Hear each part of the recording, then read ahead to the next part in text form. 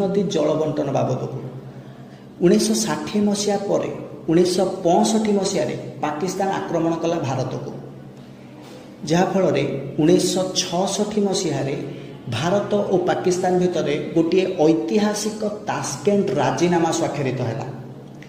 1966 मसीह जिते तास्केंट राजीनामा स्वाक्षरित हो गला तापर भारत और पाकिस्तान भितर सबकि ठीक चलला। 1971 मसीह पाकिस्तान किसी दलाल मान द्वारा भारतर गोटे विमान अपहरण करा तापर ताको ध्वंस कर दिगला जहाँफल 1971 मसीह पुनर्बार भारत पाकिस्तान भितर युद्ध देखागला।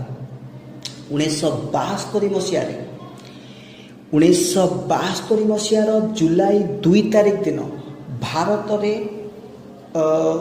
तत्कालीन प्रधानमंत्री जी थे श्रीमती इंदिरा गांधी और पाकिस्तान प्रधानमंत्री शाह